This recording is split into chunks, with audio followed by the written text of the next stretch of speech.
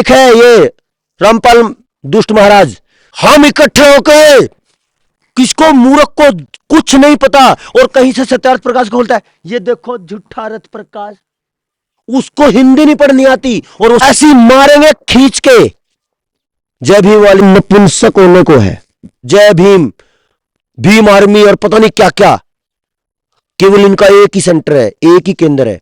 जो सच में वैदिक सिद्धांत है उन पे चोट मारते रहना, लोगों को बेवकूफ बनाते जाना और इसके अलावा कुछ नहीं। तो वो रास्ता पड़ा, निकल ले। एक समाज बना रखा है इन दुष्टों ने, उसका नाम है तर्कशील सोसाइटी। ये दिन प्रतिदिन जो भारत है ये और पतन की तरफ है। आज हमारे पास न अपना कोई बीज है, न अपना कोई खाद है, न अपने पास कोई दवा है, न अपने पास कोई स्प्रे है, न अपना भाव है, न अपनी मशीनें हैं, और जो जमीन है वो जमीन भी कर्जे में पड़ी है बैंकों में। कौन लोग? जो मेरे भारत को खाए जा रहे हैं। कौन लोग? ये लोग। हमें नहीं बनना समाज सेवी, सेवा नहीं करनी, हमें परिवर्तन करने की बात करनी पड़ेगी, नहीं तो कुछ होगा नहीं। आर्य समाज को तोड़ने के लिए अभी इस समय 20 षड्यंत्र तो मैं गिनवा सकता हूं।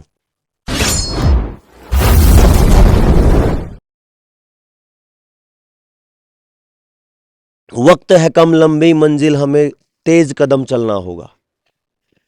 ये जो विषय है, ये जो लाइनें हैं किसी क्रांतिकारी की लिखी हुई, ये मैंने लगभग 12-13 साल पहले भी एक बार सुनी थी बाबा रामदेव के मंच से। उस समय बहुत क्रांति का माहौल था और पूरा देश बदलने वाला था। हमारी भी जवानी उस समय एकदम शुरुआती दौर में थी, लगता था कि कुछ बड़ा बदलेगा। अब इसी दौर को अगर यहां देखा जाए, इस विषय को अगर हम बात करें, विषय हमारा है व्यक्तित्व निर्माण या व्यक्तित्व विकास। ये हमारा विषय है, लेकिन इस विषय के अंदर आचार्य जी ने जो बोला उसका क्या लिंक है? वक्त है कम, लंबी मंजिल, हमें तेज कदम चलना होगा। कहां जाना है? कितनी दूर जाना है? हमें तो रात को यहीं रहना है, गुरुकुल में ही रहेंगे, तो कौन सी मंजिल है? या गुरुकुल से निकलेंगे तो कौन सी मंजिल है? और तेज कदम क्यों चलना है? विचार तो करना पड़ेगा।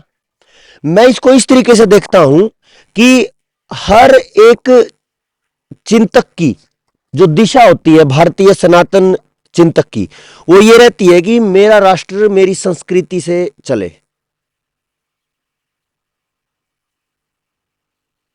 मुख्य ध्येय ये है। संस्कृति मतलब संस्कार, ठीक है। अब मैं इस संस्कार को ऐसे देखता हूं, पहले भी थोड़ी चर्चा हुई थी कि मेरा भारत यानी संस्कृति जो है वो 5 बिंदुओं पर टिकी है, जिसके अंदर में पूरा का पूरा धरातल तैयार होता है। धरातल क्या है? अपनी विद्या। और उस विद्या का जो प्रैक्टिकल रूप है, व्यवहारिक रूप है, वो 5 वर्गों में बंटता है, जिसमें होता है भाषा। भाषा यानी क्या? शिक्षा। भूषा, भूषा यानी वस्त्र। ये जो विषय है, असल तो सारे जो मैं आगे बताऊंगा वो भी, जो ये विषय है इसके ऊपर आचार्य जी बहुत ज्यादा ध्यान देते हैं। आपके वस्त्रों का जो तरीका है वो आपके ब्रह्मचर्य पे सीधा असर करता है। छोटे वस्त्रों का असर, पूरे वस्त्रों का असर, भड़कीले वस्त्रों का असर, फटे पुराने जो आजकल वो खिड़की वाले वस्त्र जींस आती हैं बच्चे पहनते हैं, वो उन सब का असर पड़ता है।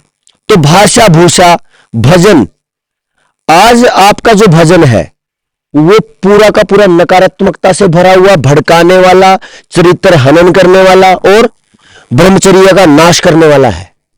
यानी बॉलीवुड यानी फिल्में, नाटक, ये जो भी चल रहा है।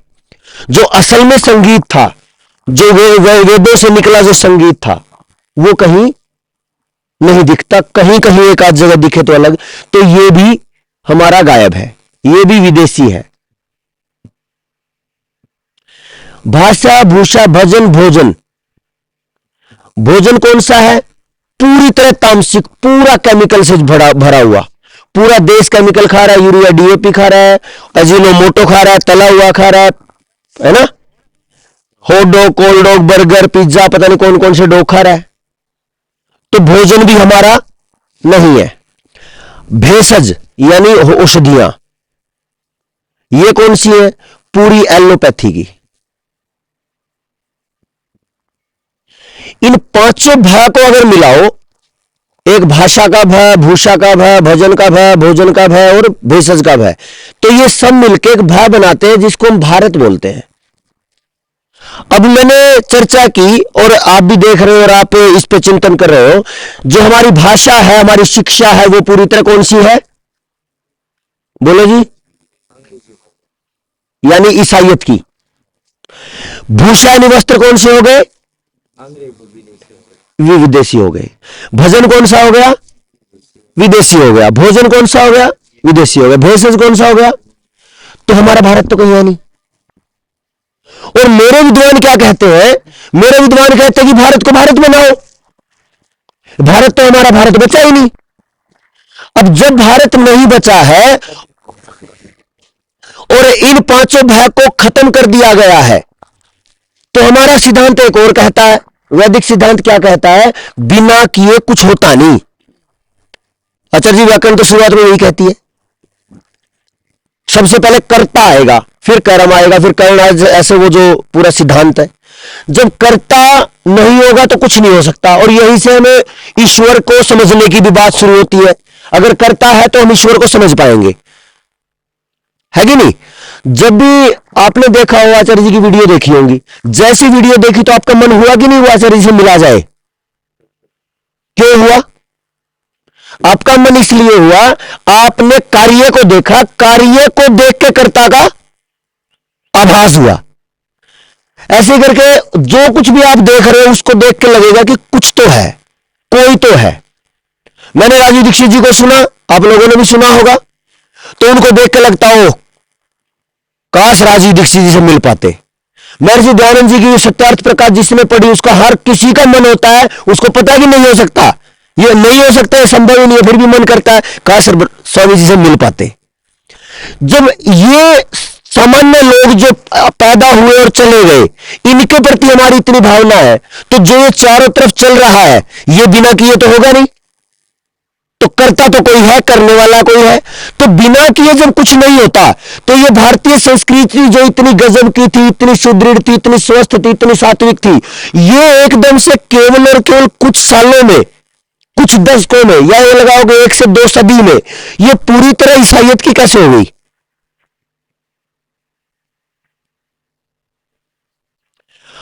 ये भारत जो भारतीयता की बात करता था, अब ये भारत पूरी तरह ईसाइयत की बात कर रहा है। और ये जो बीच का अंतर है, ये है बदलाव। और बदलाव बिना किए होता नहीं। तो यहां 2 बातें आएंगी। एक तो यह कि बदलाव हुआ तो क्या हुआ, और एक बदलाव हुआ है तो किसी ने किया होगा। तो दोनों को समझना पड़ेगा। और जब दोनों को समझना पड़ेगा, एक आ जाएगा जी कौन है इसके पीछे, यानी कर्ता कौन है, तो इसके पीछे के व्यक्ति को समझना पड़ेगा। और दूसरा हो गया है तो ये ईसाइयत हो गई है, और ईसाइयत मेरी संस्कृति नहीं है, तो ये समस्या है। तो समस्या पैदा कहां से हुई और समस्या पैदा किसने करी, ये दोनों समझे बिना हम कुछ भी नहीं कर सकते। क्या मेरी बात से सहमत है? देखो, बोलना ऐसे कि पता चले मुझे कि आपको सुना है, होता है कि नहीं? आचार्य जी पढ़ाते हो, लगता है कि जब तक रिस्पॉन्स नहीं आएगा तब तक पता लगेगा तेरे को समझ ही नहीं आया। ठीक है रहोगे ना? पक्का? ठीक है। अब ये जो 5 जो भय है, इनको मुझे फिर से यहां लेके चलना है। और ये जो स्थिति है, ये कहां तक चले आई है, हमें इसको और देख लेंगे, पता चलेगा कि मुझे जो तेज कदम बढ़ाने हैं, वो तेज कदमों की गति कितनी हो, पता तो चले। अब मेरे पास समय 4 घंटे का है और मुझे केवल 50 किलोमीटर जाना है, तो मैं कैसे जाऊंगा? मस्ती में 20-15 की स्पीड चाहिए, सारी 12 की स्पीड, 12 चौक 12.5 की स्पीड चाहिए किलोमीटर, 1 घंटे में 12.5 किलोमीटर। और अगर मेरे पास आधा ही घंटा और 50 किलोमीटर जाना है तो 100 की स्पीड से जाना पड़ेगा। तो मुझे समस्या यानी लक्ष्य, अब मुझे इस समस्या का हल करना है, तो मेरा लक्ष्य क्या है? समस्या का हल। तो ये मेरा लक्ष्य है। इस लक्ष्य को समझ के ही मैं पता कर सकता हूं कि मेरी गति कितनी है, मेरे पास समय कितना है, मेरी परिस्थितियां कितनी है, मेरे पास साइकिल है कि मेरे पास ऑडी है, मेरे पास बुलेट है, और दूरी कितनी है, कौन सी स्थिति में मैं कैसे काम करूंगा। ये कब समझ आएगा, जब आप इसको समझ जाओगे। अब ये जो सारा का सारा हुआ है, इस पे हमारे बहुत सारे धुरंधर काम कर रहे हैं, लेकिन एक समस्या आ रही है कि ये जो संस्कृति की हालत है, ये दिन प्रतिदिन जो भारत है, ये और पतन की तरफ है। तो इतने सारे लोगों के इतने सारे प्रयास, इतने सारे समय, ऊर्जा खर्च करने के बाद भी हमारी ये समस्या खत्म क्यों नहीं हो रही, ये एक बड़ा सवाल है। अब इसका परिणाम क्या आया है? परिणाम में यह आया कि आज हम पूरी तरह अपनी जड़ों से कट चुके हैं, पूरी तरह अपनी संस्कृति से, अपने संस्कारों से कट चुके हैं। जब शिक्षा की बात आएगी और वस्त्र की बात आएगी, इन दोनों को अगर देखा जाए तो यहां एक पॉइंट आता है जिसको बोलते हैं कृषि। कृषि में वस्त्र कहां से आएगा? अपने जीवन में वस्त्र कहां से आएगा? खेती से। और अपने जीवन में कृषि कैसे होगी, यह समझ कहां से आएगी? शिक्षा से। अभी इन दोनों ने कहां ले आए? शिक्षा पतन की तरफ गई, वस्त्र हमारा नहीं है क्योंकि कृषि गई है। और कृषि कहां तक ले आई अपने को? कृषि यहां तक ले आई कि आज हमारे पास न अपना कोई बीज है, न अपना कोई खाद है, न अपने पास कोई दवा है, न अपने पास कोई स्प्रे है, न अपना भाव है, न अपनी मशीनें हैं, और जो जमीन है वो जमीन भी कर्जे में पड़ी है बैंकों में। तो कृषि पूरी तरह चौपट है। ये इसका एक मतलब जिसकी तरफ ध्यान नहीं जाता वो परिणाम है। इसका सबसे खतरनाक परिणाम यह है जिसको भारत सबसे ज्यादा झेल रहा है दंश की तरह। वो क्या है कि भारत नपुंसक होने को है। बांझपन, नपुंसकता इस स्तर पे है कि जितने विवाह हो रहे हैं बच्चे नहीं हो रहे। तो हम कौन सी संस्कृति से आए थे? कौन सी संस्कृति से? भारतीय संस्कृति से। जब भीष्म थे, भीम थे, श्री कृष्ण थे, है कि नहीं, चंद्रशेखर आजाद, राम प्रसाद बिस्मिल, भगत सिंह जैसे संस्कृति से आए। और कहां आ गए? जीरो। बांझपन और नपुंसकता, यह आज का परिणाम है। तो हम कौन सी संस्कृति को बचाएंगे? भारतीय। भारतीय बची नहीं, संस्कृति तो 2.5% की है। हम यहां बैठे हैं, हमारे अंदर जितने मतलब लगभग आचार्य जी को छोड़ के 2 जन को, 3 जन को, सारे के सारे ईसाइयत में तो है, ड्रेस से भी है कि नहीं। मेरी ड्रेस कौन सी है? भारतीय नहीं है। तो हम ऐसे दौर में है, ना चाहते हुए भी विदेशी व्यवस्था में है। तो समस्या क्या बन गई? ये अब लक्ष्य क्या है? इसका समाधान। अब यह देखना पड़ेगा कि अगर मैं इसके समाधान की तरफ चलूं तो पूरे भारत की कृषि को कितने दिन में बदल दूंगा? 1 दिन में, 2 में, साल में, 5 साल में, 20 साल में? टाइम लगेगा। तो अब मुझे तय करना पड़ेगा मेरे कदम कितने तेज हों। अगर मैं 5 साल इंतजार करूंगा, 5 साल बाद भारत नहीं है। एक पीढ़ी बीच से कटी, अगर पूरी तरह नपुंसक हुई, बच्चे पैदा होने बंद हो गए, तो आगे बच्चे नहीं होंगे, तो खत्म हो गया भारत। तो मुझे उस गहराई पे जाना पड़ेगा कि मैं उस तेज कदम चलने वाली व्यवस्था को समझ लूं कि कितना चलना है। वक्त है कम, कम है क्यों? क्योंकि समय नहीं है, बच्चे बांझ होते जा रहे हैं, नपुंसक होते जा रहे हैं, बचाना जरूरी है।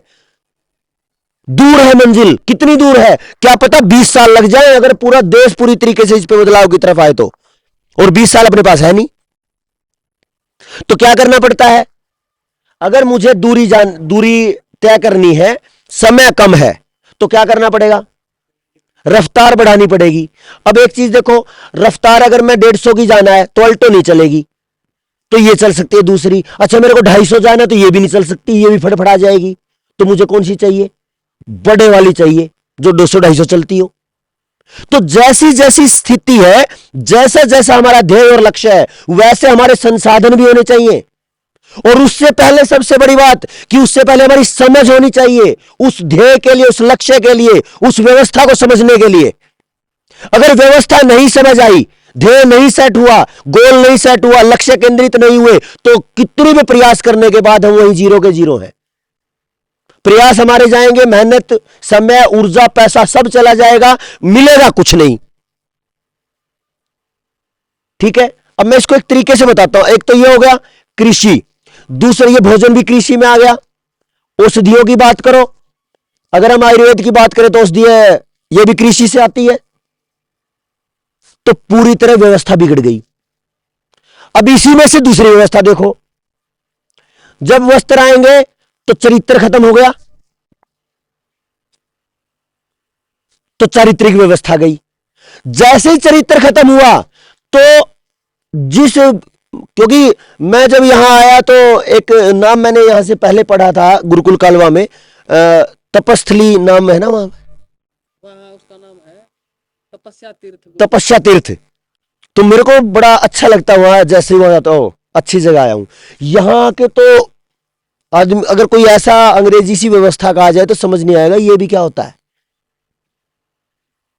क्योंकि उन्होंने सुना ही नहीं ब्रह्मचर्य भी कोई नाम की चीज होती है। जो चीज सबसे पहले दिन सुनने को होनी चाहिए वो चीज आज मजाक का पात्र है युवाओं में।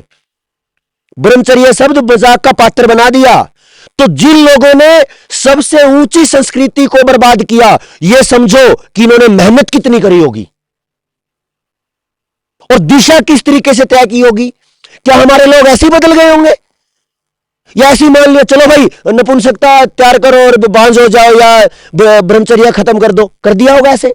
ना ना ना, उन्होंने सबसे ज्यादा काम किया है किस पे? चेतना पे, मन पे।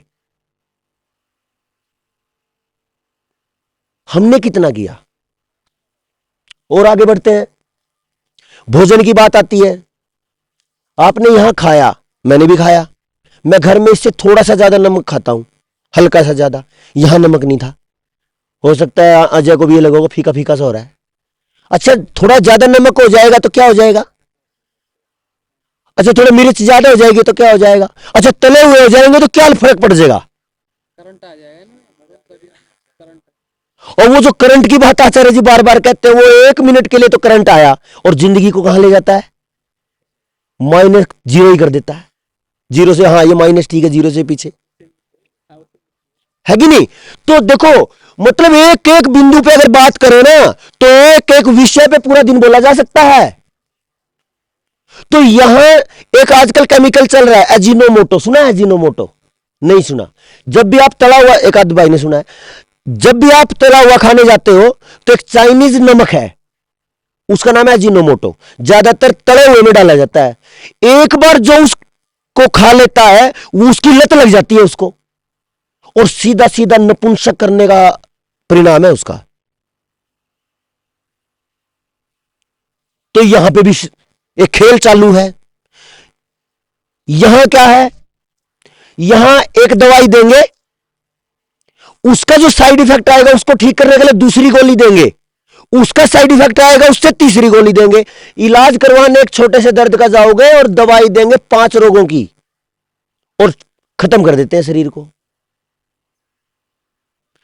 एक एक पॉइंट पे, एक एक पॉइंट पे इन सबको अगर गहराई से समझो तो महीनों महीनों चर्चा हो सकती है। लेकिन बात यह है, उस महीनों चर्चा से निकलेगा क्या? उस महीनों चर्चा से निकलेगा यह कि हम इस समस्या को तो समझे। पहले समस्या समझ नहीं आएगी तो मुझे लक्ष्य को निर्धारित करने में परेशानी आएगी। लक्ष्य निर्धारित नहीं होगा और लक्ष्य विहीन लोग क्या हो जाता है? खत्म हो जाते हैं। जिनका जीवन में लक्ष्य नहीं होता उनके पास होता क्या है? कुछ भी नहीं होता। तो लक्ष्य केंद्रित होना पड़ेगा। अब लक्ष्य क्या सेट करे, इसके लिए पूरे उस लक्ष्य को, उस समस्या को समझना पड़ेगा कि यह बीमारी है क्या। अब पहले तो यह कि यह कौन है यही नहीं समझ आता। अब जब इसका ही नहीं पता तो समस्या दिखेगी कितने रूप में? एक व्यक्ति को समस्या दिखेगी, भाई शिक्षा में बर्बादी आ रही है, चलो शिक्षा ठीक करते हैं जी, ओके, लगे पड़े हैं। दूसरे कहते हैं जी ड्रेस कोड जो है वो चरित्र हनन कर रहा है, बात ठीक है, ये भी ठीक है। उसने अपना समय बिताया। कोई कह रहा जी ये जो है ना संगीत इसने तो नाश कर दिया। हरियाणा में एक बहुत गजब के संगीतकार है, हरियाणवी गाते हैं, वो विकास पासोरिया भाई है, वो इतना सात्विक गाता है गजब। और उसने हरियाणा के जितने भी बकवास गाने वाले थे उन पे काफी हद तक नकेल कस दी, बड़ा बढ़िया है। लेकिन उस भाई का प्रयास कितना, वो केवल उस पे बहुत बड़े लेवल पे काम कर रहा है। कुछ लोग मेरे जैसे हैं जो कहते हैं कृषि में परिवर्तन की जरूरत है, तो वो काम कर रहे हैं कितना, थोड़ा सा। ऐसे ही एलोपैथी पे कुछ कर रहे हैं, जो आयुर्वेद पे काम करते हैं, कितना काम कर रहे हैं, थोड़ा सा। अब ये सारे लोग क्या कर रहे हैं, अपने जो शिक्षा पे काम कर रहा है वो केवल शिक्षा पे काम करता हुआ पूरी जिंदगी बिता रहा है। जो यहां काम कर रहा है वो पूरी जिंदगी बिता रहा है, जो यहां काम, ये सारे अलग अलग जिंदगी बिता रहे हैं। जबकि इसको तोड़ने वाली ये व्यवस्था, ये पूरी तरह केंद्रित व्यवस्था है।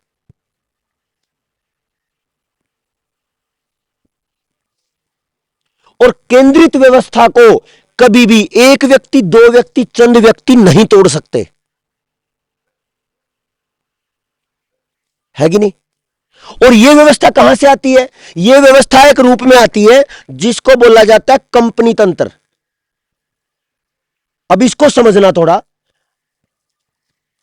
एक कंपनी ने टारगेट सेट किया, कोई भी इनमें से कोई भी कंपनी है जो या तो दवाई बनाती है या केमिकल बनाती है या कपड़े भजन यानी फिल्में बनाती है, फिल्मों की भी कंपनियां हैं, या फिर कपड़े बनाती है, या फिर पढ़ाई भी देती है, यानी स्कूल खोलती है, स्कूल चेन है, कॉलेज चेन है उनकी। ये क्या करते हैं, मैं इसका उदाहरण ले लेता हूं, एलोपैथी वाला।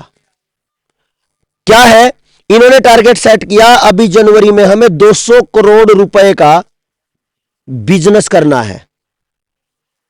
ध्यान देना बहुत गहराई से, 200 करोड़ का बिजनेस करना है।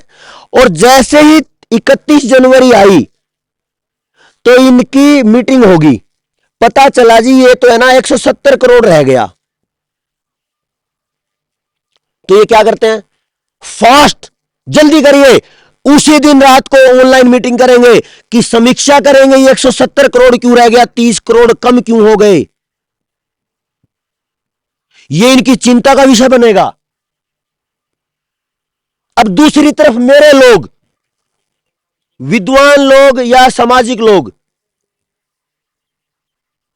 वो क्या करते हैं, एक अनुष्ठान करते हैं समाज का।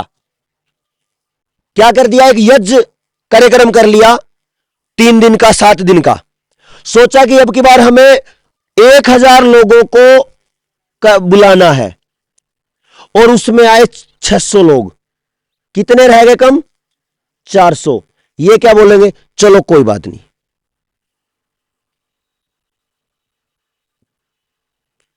ये बदमाश लोग क्या करते हैं, समीक्षा मीटिंग करते हैं, और हम क्या करते हैं, कोई बात नहीं। और ये जो दोबारा इनके अंदर जो सिलसिला उठेगा वो 6 महीने लगेंगे दोबारा से कोई अनुष्ठान के लिए, कई 3 महीने लगेंगे, कई बार वार्षिक उत्सव अगले साल होगा।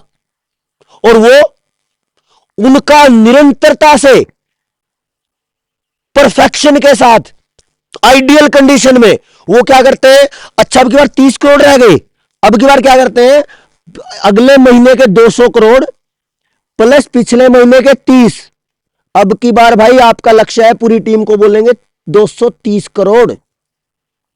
वो लक्ष्य से नहीं पीछे हटते। कौन लोग, जो मेरे भारत को खाए जा रहे हैं, कौन लोग, ये लोग। तो क्या मेरे पास इतना फालतू समय है कि मैं बिना परिणाम का लक्ष्य सेट करूं और अपने जीवन की ऊर्जा खर्च कर दूं? अच्छा, करना चाहिए क्या? हाँ जी भाई, आप जाओ, जैसे आचार्य जी बोल रहे थे, कौन सा बच्चा है वो, ये भाई बोला आया रात ही चला गया, क्या मिला इसको, समय लगाया, धन लगाया और सब कुछ लगाया और फिर कुछ भी नहीं मिला। इतनी दिशाहीनता हमारे जीवन में, मतलब हम चले जा रहे, परिणाम जीरो। मैं हिम्मत मानता हूं आचार्य राजेंद्र जी की, आचार्य जी की, आचार्य अग्निदेव जी की, मतलब पूरे भारत से बच्चे आते हैं। जब बच्चा आता होगा तो इनके अंदर कितनी खुशी होती होगी, और जब वो आते ही भाग जाए तो कितना अंदर दुखी होता होगा। ये कहते तो है ना जी ना, अब भाई बच्चे आए तो चले ना। ये जो चेतन मन है ये बड़ा खतरनाक है, ये पता भी नहीं चलने देता कि अंदर दुख कितना हुआ है। एक मां बाप अपने बच्चे को एक को नहीं संभाल पाता, इन्होंने क्यों ठेका ले रखा फालतू का हमारा। एक बच्चा गलत चल पड़े ना, पहली बात तो मां बाप को ही नहीं पता कुछ। अगर एक बच्चे का ब्रह्मचर्य के प्रति विमुख हो जाए और वो बर्बादी की तरफ चल पड़े गलत आदतों में, मां बाप को पता चल जाए, दो चार थप्पड़ मार के बात खत्म, उनको पता ही नहीं। जो मां बाप को नहीं पता तो बच्चों की दिशा क्या देंगे। और जब बच्चों को दिशा नहीं दे सकते तो वो बच्चा जब गलत रास्ते पे चल के बर्बाद हो रहा है तो वो उसको भी नहीं संभाल सकते, एक को भी। और यहां कोई रुकावट है क्या कि 10 आओ कि 20 आओ कि 50 आओ कि 100 आओ, बताओ ना, कोई रुकावट नहीं है। तो ये क्या मामला है भाई, तो कोई तो पीड़ा है। और वो पीड़ा जो है ना, वो पीड़ा इस बदलाव की है कि ये जो समस्या पैदा हो गई मेरे भारत को खाए जा रही है, ये मिटनी चाहिए, है कि नहीं, मिटनी चाहिए कि नहीं मिटनी चाहिए। लेकिन मिटेगी कैसे। ये लोग मिशन पे काम करते हैं और हम लोग कोई बात नहीं पे काम करते हैं। और जब वो मिशन पे काम करते हैं कि 200 करोड़ इस महीने नहीं हुआ तो अगले महीने 230 करोड़, तो इसलिए उनको मिशनरी बोला जाता है और हम समाज सेवी बन के रह गए। और ये धोखा है हमारे साथ, खुद के साथ धोखा है हमारा कि हम समाज सेवी हैं। हमें नहीं बनना समाज सेवी, सेवा नहीं करनी, हमें परिवर्तन करने की बात करनी पड़ेगी, नहीं तो कुछ होगा नहीं। अब ये परिवर्तन कैसे आएगा, देखो इस आएगा नहीं आज। ये करते कैसे हैं, ये क्या करते हैं, जिसकी व्यवस्था को बदलना है उसको समझे बिना नहीं बदलेगी व्यवस्था, है कि नहीं, नहीं बदलेगी ना। पहले एक व्यवस्था थी, आचार्य जी के जब आए यहां पे 3-4 कल बता रहे थे 3-4 स्टेप थे, उबड़ खाबड़ था पूरा, एक अलग टाइप की व्यवस्था थी। आचार्य जी को समझ आया कि ये थोड़ा सा बदलाव कर देना चाहिए, तो पहले उसको समझा कि समस्या क्या है, फिर यहां पे संसाधन जुटाए गए, टीम आई, पूरी टीम क्या आई, साधनों के साथ आई, ड्राइवर आया, ड्राइवर किसी का, जेसीबी का, उसने यहां से थोड़ा सेट किया, फिर कुछ लोग मजदूर भी आए होंगे। तो क्या चाहिए, पहला पॉइंट ये सेट क्या करते हैं, लक्ष्य। लक्ष्य के सेट करने के बाद अगला पॉइंट क्या आता है बताइए, योजना। योजना में कौन कौन से हिस्से आते हैं, समय, क्रिया, धन, टीम, आते हैं कि नहीं। ये अपने इसको पूरा करने के लिए पूरा परफेक्ट बताते हैं, 1 महीना है, ऐसे ऐसे करना है, कितने डॉक्टरों को रिश्वत देनी है, कितने डॉक्टरों को गिफ्ट देने हैं, कितने डॉक्टरों को फंसाना है, कितने डॉक्टरों को क्या घूस देनी है, करते कि नहीं। या एक के साथ एक फ्री देना है कि 2 के साथ 2 फ्री देने हैं, इतनी छूट देनी है, 10% की छूट देनी है कि 20 की देनी, क्या है वो, लालच। शाम दाम दंड भेद सब अपनाते हैं, किसके लिए, अपने लक्ष्य के लिए। और हम क्या करते हैं, कोई बात नहीं। तो ऐसे मिशन पूरा हो गया क्या, ऐसे ये भारत बच पाएगा क्या जो पूरी तरह ईसाइयत हो चुका। तो कोई एक लक्ष्य तो करना पड़ेगा, लेकिन लक्ष्य सेट करने के लिए हमें उसको समझना पड़ेगा। समस्याओं को मतलब मोटे रूप में तो हम देख रहे हैं, सूक्ष्म रूप में नहीं देख रहे, उसके अंदर जाके नहीं देख पा रहे कि हो क्या रहा है, कहां से कौन क्या खलबली कर रहा है। सबसे ज्यादा जो बर्बादी आई है वो मानसिक स्तर पे आई है। तो मन कहां से सेट होता है, यहां से पंचतंत्र की 2 कहानियां हैं, मैं आपको जल्दी जल्दी बताता हूं, आपको बड़ी बात समझ आएगी। एक बार एक ऐसी जंगल था और उस जंगल में एक एरिया था जो कौओं का था, झुंड था, कौओं का गांव था। पता चला कौओं को हर दिन एक कोने में कई लाशें मिलती। अब सुबह उठ के देखते 2-4 मरे मिलते, पता ही नहीं चलता। तो सरपंच ने बुलाया कि भाई ये क्या हो रहा है। उसने अपने सभा जो पंचायती मेंबरों को और अपने सबसे अनुभवी लोगों को बुला लिया। तो ऐसे ही बैठ गए आचार्य जी ने, जैसे बुला लिया अपने मुख्य 4-5 लोगों को बुला लिया। हाँ भाई बताइए क्या परेशानी है, कैसे समाधान करें। परेशानी तो पता चल गई, लोग मर रहे हैं, हमें भी पता चल गई मेरी संस्कृति बर्बाद हो रही है, पता चल गया कि नहीं। लेकिन पता बताएं ठीक कैसे करें, इनको पूछा। बोलते जी अटैक कर दो। अच्छा जी ठीक है, आक्रमण तो जरूरी है, ओके आप बताओ जी। बोले जी संधि कर लो, पंगा लेने से कुछ नहीं बनता। बोले ये भी ठीक बात है। अच्छा आप बताओ। बोले जी विश्वासघात कर दो, पहले मित्र बना लो फिर छुरी घोंप दो, बात तेरी भी ठीक है। अच्छा आप बताओ। बोला कुछ नहीं रखा पंगे में, पलायन कर जाओ। बोला बात तो ये भी ठीक है। अब ये चारों बातें हो गई। फिर सबसे बुजुर्ग जो थे वो बोले जी आप। बोले देखो इन्होंने जो बातें कही ना बड़ी नीतिगत बात बोली, ये तो नीति की बातें हैं, लेकिन ये बातें तब सेट होती हैं जब हमें दुश्मन का पता हो। अब जब दुश्मन नहीं पता होगा तो किससे दोस्ती करोगे, किससे दुश्मनी करोगे, किसके साथ विश्वासघात करोगे। और पलायन करेंगे तो क्या बिना समस्या समझे पलायन कर जाए, ये तो कायरता है। तो वो बोले कि मैं आप चारों युवाओं की बात को नीति संगत मानते हुए मैं आपको एक बार अगला विषय बताता हूं। क्या छल चलेगा, छल, छल भी नीति का पार्ट है। बोले वो कैसे करें। बोले सुनो जाओ तुम चारों, केवल बचे 2 मुख्य है, एक सबसे अनुभवी बुजुर्ग और एक वो सरपंच। बोले अभी है ना हम झगड़ा करेंगे नकली वाला, और झगड़े में बिना मेरे को या किसी को पता नहीं चलना चाहिए, किसी विश्वास पात्र को बोलो थोड़ा खून ले आए कहीं से। अब एक बोतल में खून मंगवा लिया। खून मंगवाते ही और आपस में कहा सुनी हुई, वो सरपंच के लोग आने मतलब मारने आने लगे, ये हमारा झगड़ा भागो। अब उनको भी लगा चलो इनका निजी मामला है तो झगड़ लेंगे। अब क्या किया उसको मतलब झपट में और खून फेंक दिया। तो बाकी को लगा तोड़ दिया भाई ये बुड्ढा तो, और वो वहीं फेंक दिया। बोला अच्छा चलो ये इसके साथ झगड़ा हो गया, हम यहां से चलते हैं। और पूरे के पूरे प्लान मतलब जैसा बुजुर्ग ने बताया, यहां से पूरे गांव को उठा के सरपंच साहब और उस पहाड़ी पे लेके चले जाओ, दूसरे जंगल में मतलब दूसरे झुंड में। अब वो पड़ा है वहां।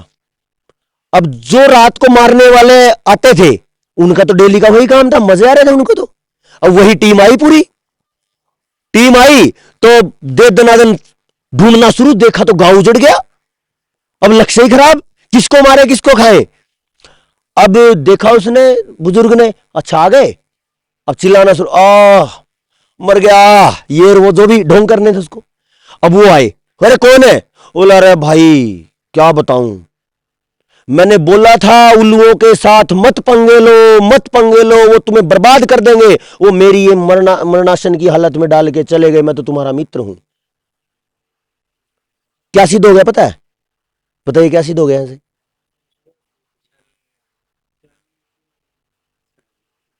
अच्छा अब बाकी सब बताओ क्या पता चल गया यहां। दुश्मन का पता चल गया, पहला काम। अब ये चारों नीतियां तो दुश्मन पे चलती, दुश्मन का पता ही नहीं था। तो उसने छल जो किया उससे क्या पता चला, दुश्मन का पता चल गया। तो नीति कहती है कि पहले इसको पता करो कौन है ये हरामखोर जिसने भारत को खा लिया। हमें पता ही नहीं, हम क्या कहेंगे, ये किसान है ना ये बड़ा नालायक है, जहर डालता है। अरे वो कौन ऐसा मां बाप है जो अपने बच्चे को जहर खिलाना चाहता हो, कोई भी नहीं। लेकिन वो फिर भी डाल रहा है तो इसका मतलब कुछ तो यहां गड़बड़ है। उसका नहीं चल रहा है बस कि वो उसको रोक दे, कोई उसकी मजबूरियां होंगी कि वो नहीं रोक पाता जहर डालने को, जबकि उसको पता है कि तेरा बच्चा जहर खा के मरेगा। तो उस मजबूरी को समझना पड़ेगा। तो पता चलेगा कि हम शिक्षा इस कृषि व्यवस्था को बदलेंगे। कब समझ आएगा, जब हम किसान की व्यवस्था को, किसान के दर्द को समझ पाएंगे और उसको उसी के लहजे में, उसी की परिस्थितियों में समाधान देंगे तो बात होगी। तो पहला तो लक्ष्य केंद्रित है, लक्ष्य का पता चले तो समस्या का समाधान हो, मतलब समस्या का पता चले तो हम लक्ष्य सेट करें, तो बात नहीं बनेगी। तो हमें क्या करना पड़ेगा, इन पांचों को जो बर्बाद कर रहा है उस पर एक बार गहरा चिंतन करना पड़ेगा। नहीं तो हमारे ऊर्जा, हमारा धन, समय पूरे के पूरे ऐसे बहा गए हैं कि हम कुछ कर ही नहीं पा रहे। दूसरा, ये जो लोग हैं ये करते कैसे हैं, एक पंचतंत्र का एक और बड़ी शानदार कहानी है। वो कहते हैं, इसको मैं केवल एक लाइन में बोलूंगा, कि झूठ को इतनी बार बोल दो कि वो सच लगने लगे। और हो गया आज पूरे देश का लगभग 99.999% किसान कहता है अरे बिना यूरिया डीएपी के कुछ नहीं होता। और 0.0000001% हमारे जैसे लोग क्या कहते हैं, हो सकता है। तो जहां 99 मतलब 9,999 लोग एक तरफ हो और अकेला सुनील एक तरफ हो, बदल जाएगा। और अगर बदलेगा तो एक को उन्हें 9,999 को बदलने के लिए कितना समय लगेगा, क्या पता है अपनी जिंदगी बीती जाए तो भी ना समझ आए। तो मैं फिर ऐसा बेवकूफ हूं क्या कि मैंने अपनी जिंदगी खराब करी, मैंने अपना परिवार खराब किया, मैंने अपना सब कुछ खो दिया, और किस लक्ष्य के लिए जो कभी प्राप्ति नहीं हुआ। तो इसका मतलब तो ये तो नासमझी होगी। लेकिन यही काम कई सौ साल पहले इन लोगों ने भी किया था। जब इन्होंने भारत को शुरू किया था बर्बाद करना, तो कभी तो इन्होंने भी पहला दिन लिया होगा, और आज इन्होंने पूरी व्यवस्था को बदल के रख दिया। कैसे करते हैं काम, इस पे भी जो कल आचार्य जी कह रहे थे कि एक मुख्य विषय है, वो है कि हमारे जो प्रचारक हैं उनमें कुछ दम की कमी है, दमदार नहीं है। अच्छा, इसको मैं यहां जोड़ता हूं कंपनी के साथ। जब ये लोग बिजनेस करने जाते हैं तो इनका सबसे पहला काम होता है प्रचार का, मार्केटिंग बनाते हैं, मार्केटिंग करते हैं ना। एमआर जाता है, मार्केटिंग रिप्रेजेंटेटिव, मेडिकल स्टोर पे जाता, घूमता है पूरे देश में। वो पता क्या करते हैं, अच्छा ये बच्चा आ गया 10वीं 12वीं का, ये बच्चा आ गया, नींद तो नहीं आई, नींद तो नहीं आ गई, थोड़ा थोड़ा आ गया तो पानी पी के आ जा।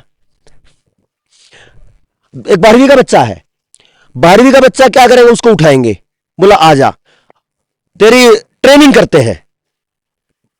ट्रेनिंग में क्या करेंगे, बोले पहले ट्रेनिंग करनी पड़ेगी, महीने का मिलेगा आपको 8,000, और जब आप काम बढ़िया करोगे तो 20 कर देंगे। ऐसा ही तो होता है।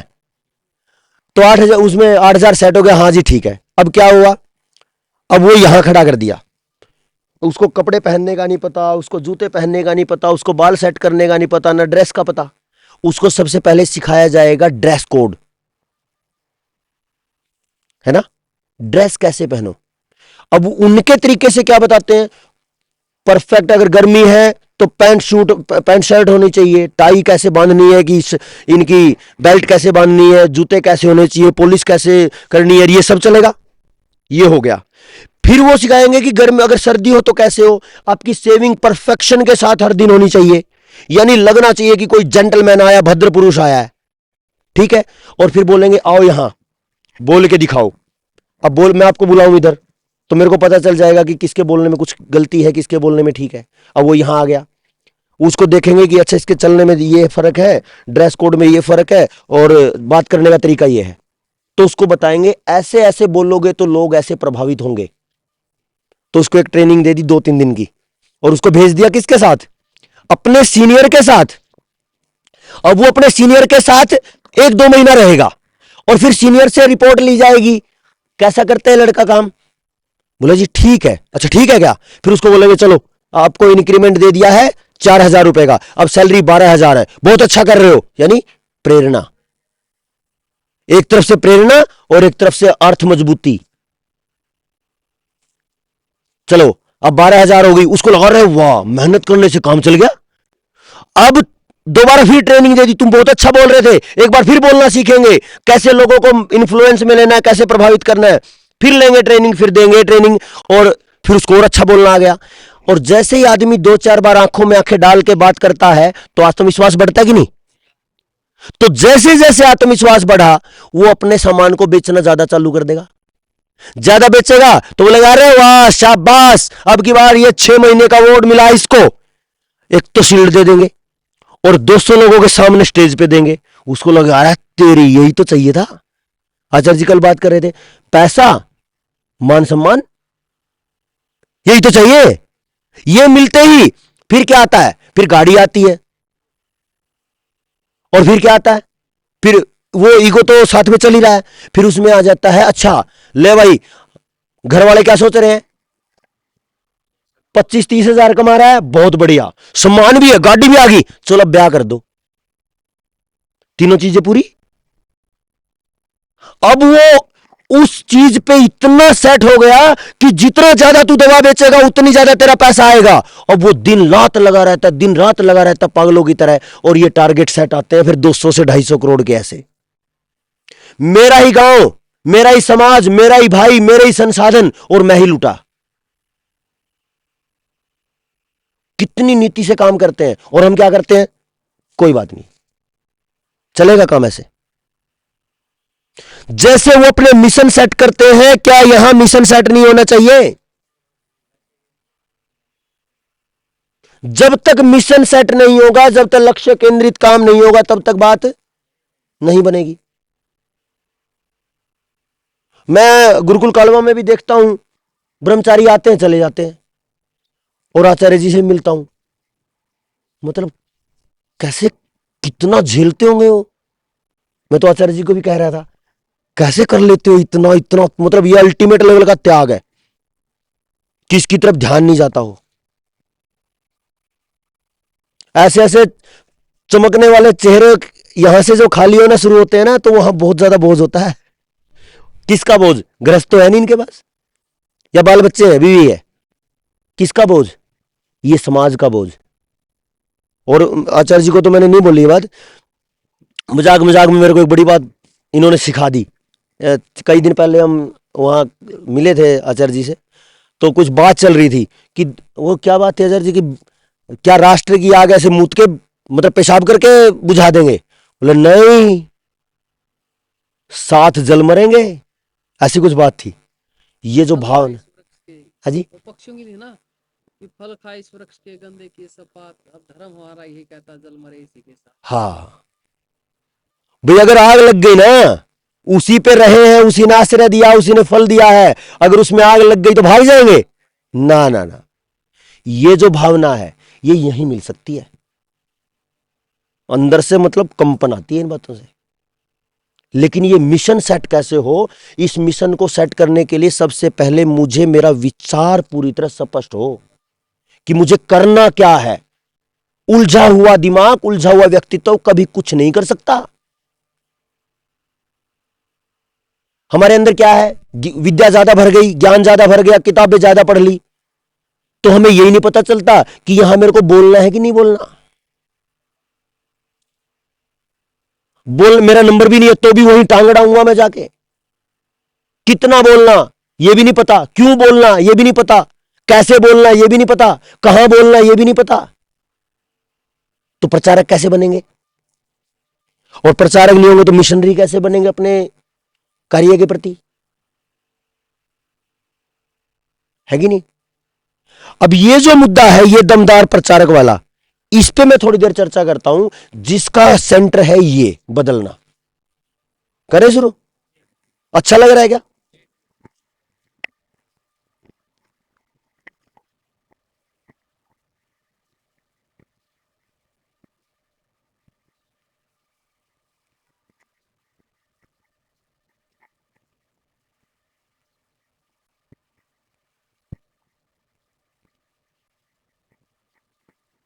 मिटा दिया सबकी मेरे को।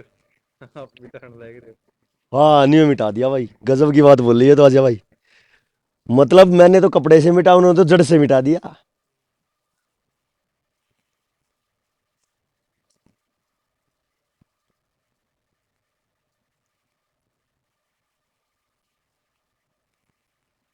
हो। एक गिलास पानी है मेरे को।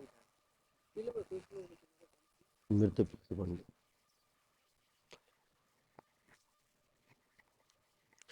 आज आपकी एक नई यात्रा शुरू कर देते हैं, अगर आपको अच्छा लगेगा तो कर दे, पक्का? चलो, पर्सनालिटी डेवलपमेंट, पर्सनालिटी डेवलपमेंट, व्यक्तित्व विकास, ये और वो, पता नहीं एक एक सप्ताह के 50-50 हजार रुपए ले लेते हैं। इतने बड़े कोर्सेज हैं ये व्यक्तित्व विकास के, पर्सनालिटी डेवलपमेंट के, है कि नहीं? लेकिन ये मैं कैसे समझ पाया, मैं अपने दृष्टिकोण से बताता हूं, आप सबको कैसा लगेगा वो मुझे बताना। इसको व्यक्तित्व विकास तो कहते ही है, इसको पर्सनैलिटी डेवलपमेंट भी कहते हैं अंग्रेज।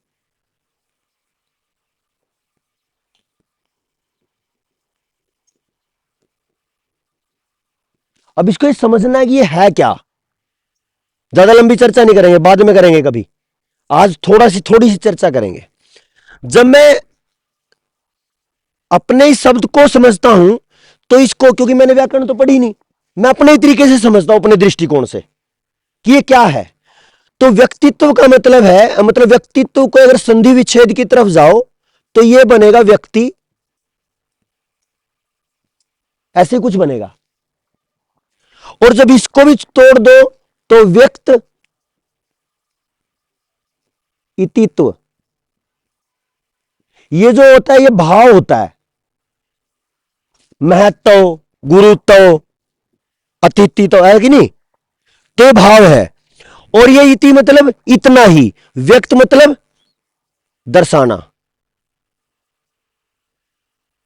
अच्छा, दर्शाना जो ये है, ये कितने तरीके से हो सकता है?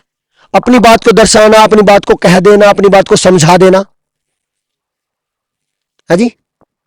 कितने तरीके से बताइए, कोई एक आध तरीका, कौन कौन से तरीके से हो सकता है? आप बता दो जी आचार्य जी। हाँ, समझ आई क्या क्या? बोलकर। तो इसका मतलब ये होना चाहिए कि हमें दर्शाना है तो कैसे? बोलकर। बोलने तो कैसे? उदाहरण देगा, चल ठीक है, आप बहुत सही चले गए। अब दर्शाना है तो व्यक्त करना है, जैसा आप व्यक्त करोगे वैसा ही आपका व्यक्तित्व है। आप गंदा बोलोगे तो आपके बारे में क्या अवधारणा बनेगी? ये गंदा आदमी है, तो आपका गंदा व्यक्तित्व है। आप पतन की तरफ जाओगे तो आपका पतित व्यक्तित्व है। आप ऊंचा उठोगे तो आप उत्कृष्ट व्यक्तित्व के धनी हो, यही तो है। लेकिन ये व्यक्तित्व का पता कैसे चलता है कि व्यक्तित्व ऊंचा उठा कि नीचे गिरा? आपके व्यक्त करने के तरीके से। अब आपको पता है कि मैं जब बोलता हूं तो मेरे बोलने से तो दर्शाऊंगा मैं अपनी चीजों को, अपनी बातों को। तो क्या बिना बोले भी दर्शा सकता हूं? चलो लिख के कह दिया, बिना लिखे बिना बोले भी दर्शाया जा सकता है क्या? है? हम इकट्ठे होकर, पता चला कुछ मैंने क्या बोला? नहीं पता चला? ये मुट्ठी बंद से पता नहीं चला?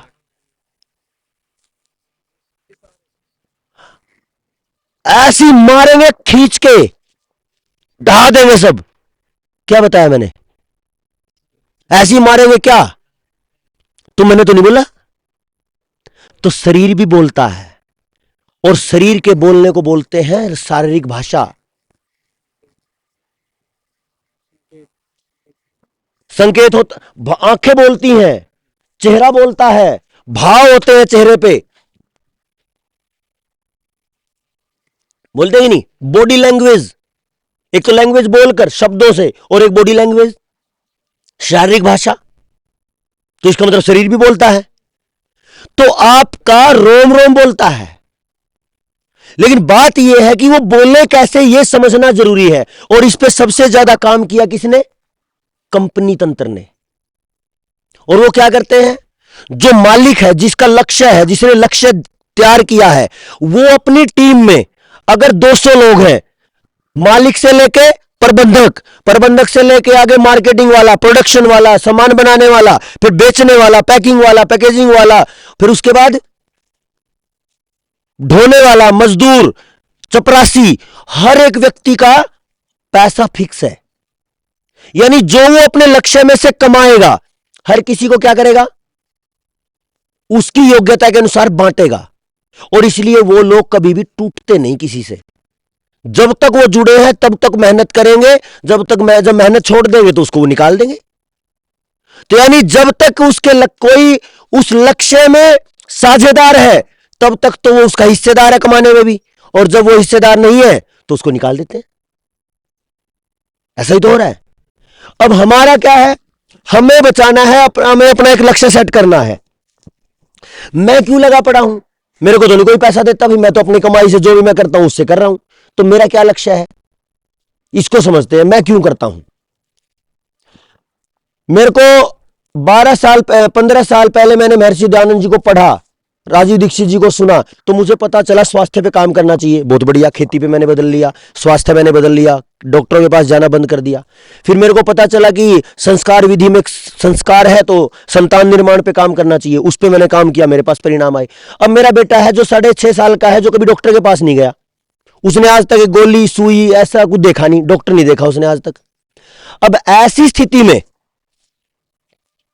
सोचिए, मैं कुछ दिन पहले मेरे गांव के मंदिर में चला गया, वहां एक तालाब है, घाट है मतलब नहाने का, और उसको तैरना सिखा दिया मैंने, 1.5 साल पहले की बात है। उस तालाब के पिछली साइड शमशान घाट है, और मैंने वहां देखा 15-20 लड़के और कुछ गोल चक्कर बना के कुछ कर रहे। मेरे को शंका हुई कि ये नशा कर रहे होंगे, और वो 15 के 15-20 जो थे वो मेरे छोटे से मोहल्ले के थे। 23 से 24 हजार की जनसंख्या का मेरा गांव है, उसमें उस गांव के 23-24 हजार की जनसंख्या के गांव के एक मोहल्ले के 15 युवा नशा कर रहे एक जगह। मैं उसको नहला के कपड़े पहना के और गया पीछे, तो मेरी शंका सही निकली, भाई ये तो सच है, ये तो हो रहा है, नशा ही कर रहे हैं। तो अब मैं उसको लेके अपने बेटे को और चल दिया घर की तरफ, एक चिंतन के साथ, मैं इसको कितने दिन संभाल के रख पाऊंगा इस समाज में। जो मैंने मेहनत करी, जो मैंने प्रयास किए, जो मैंने परिणाम लिए, मैंने अपने बच्चों को आज तक डॉक्टर से, बकवास से, इस गंदगी से दूर रखा, कितने दिन तक रख पाऊंगा? ज्यादा से ज्यादा 15 साल, 17 साल, 18 साल। उसके बाद तो जब मेरी उम्र बढ़ेगी तो उसको निकलना तो पड़ेगा। और समाज की किस चीज का भरा पड़ा है? नशे का, गंदगी का। तो भाई मैं अपनी उस ऊर्जा को ऐसे ही खराब कर दूं क्या? या मेरा परिणाम क्या आएगा अगर मैंने उस पर काम कर भी दिया अकेले एक बच्चे पे? तो क्या मेरा एक बच्चा काफी है मेरे लिए? तो मैं इसलिए कर रहा हूं कि मेरा जो समय है, कौन सा समय? गृहस्थ का, मेरे बच्चे के ऊपर। मेरा पैसा जो मैं कमा रहा हूं, जो खर्च कर रहा हूं, किसके ऊपर? बच्चे के ऊपर। जो मेरी ऊर्जा है जीवन की, उसको मैं खर्च कर रहा हूं किसके ऊपर? और यही जिसके ऊपर मैंने अपना जीवन खपा दिया, ये तीनों ही तो जीवन है मेरी समझ से। इन तीनों को मैंने यहां खपा दिया इसके ऊपर, और इसको कोई चोर चुरा के ले गया, नशेड़ी, तो मैं तो बेवकूफ हो गया फिर, और मैं ऐसा होना नहीं चाहता। और ये व्यवस्था नशेखोरी की इतनी भयानक जाल में है कि घर घर तक स्मैक है। पूरा पंजाब तो तबाह है चिट्टे में।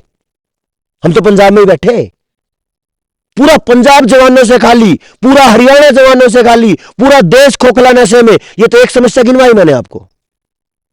अब ये जो मेरे इस जड़ को, मेरे बीज को जब खत्म करने की बात हो रही है, तो फिर मैं क्यों ना समझूं इसके लिए, क्यों ना चलूं इसको समझने के लिए, और क्यों ना चलूं इसको बदलने के लिए? क्योंकि मेरी सारा का सारा जो प्रयास है वो जीरो होने वाला है। और ये केवल मेरा नहीं, किसका होने वाला है? सबका। अब यहां से बात आती है कि मैं किसी को समझाने जाऊं तो इसका मतलब है कि मुझे व्यक्त करना पड़ेगा समझाने के लिए। अब मैं क्या करता हूं, एक किसान के पास गया, अरे वो पागल आदमी, तेरे को पता है जहर डाल के तूने अपने बच्चे की जड़ों में जहर डाल दिया। अब किसी को सीधा पागल बोल लोगे, मान जाएगा? बोला ओ वो रास्ता पड़ा, निकल ले, ऐसे बोल देगा ना। और किसी नशेड़ी को पकड़ लो, धमका दो, क्या फर्क पड़ेगा? मार दो तो पुलिस में जाएगा। क्या आपके धमकाने मारने से फर्क पड़ा? आपका समय, आपका अर्ज केस करवा दिया तो उलझे रहो, तो और जिंदगी बर्बाद। तो क्या करना पड़ेगा? जो ये नशा है या नशेड़ी है, इसके पीछे के कारण को समझना पड़ेगा कि ऐसा ये क्यों हो रहा है। ऐसे ही जब मैं किसान की बात करता हूं तो किसान के कारण को समझना पड़ेगा कि ये जहर क्यों डालता है। और जब उसके कारण समझ आ जाएंगे, इस पे लंबी चर्चा करेंगे कभी बाद में, तो फिर उसके समाधान पे हमें बात करनी पड़ेगी। क्यों? क्योंकि दिमाग की जो टेंशन है वो तो मेरी है। अगर मैं समाधान दे दूं तो मेरा हो जाएगा वो। बताइए, हो जाएगा कि नहीं? जैसे उदाहरण के तौर पे एक किसान है, वो केमिकल डाल के 50,000 कमा रहा है। मैं बोल दूं कि तू केमिकल मत डाल, जहर मत डाल, मैं 50,000 दे देता हूं तेरे को, मान जाएगा ना? तो यही समाधान है। लेकिन मैं कितनों को दे पाऊंगा 50,000? एक कुछ को, उसके मेरे पास 2-4 लाख की व्यवस्था तो 5-4 को, 10 को। लेकिन ये तो संभव नहीं है, बदलाव तो नहीं आएगा। तो क्या करना पड़ेगा? उसी की मेहनत से, उसी की ऊर्जा से, उसी के समय से और उसी के मनोविज्ञान से, उसी से करवाना पड़ेगा। और वो ये कहने लगे हां भाई तेरी बात सही है, ये लगाना पड़ेगा। ये क्यों? क्योंकि जो तंत्र है जिसने मेरा भारत को खा लिया है, उसने भी यही किया है, मनोविज्ञान को खाया है कि नहीं? अब यहां पे एक चीज आती है कि मैं जो व्यक्त करता हूं ये है क्या?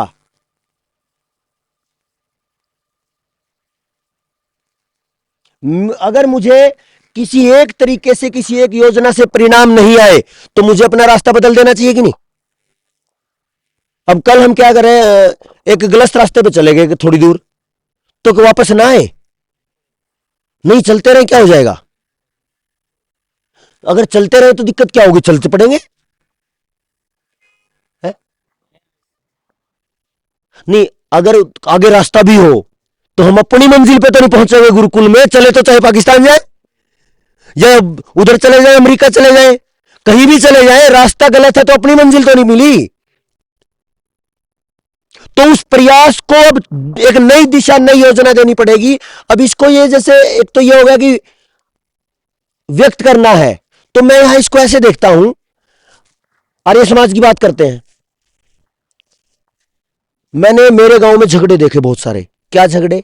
जो वो मिल गया ना, अध्यक्ष बन गया ना, उतरना ही नहीं चाहता वो।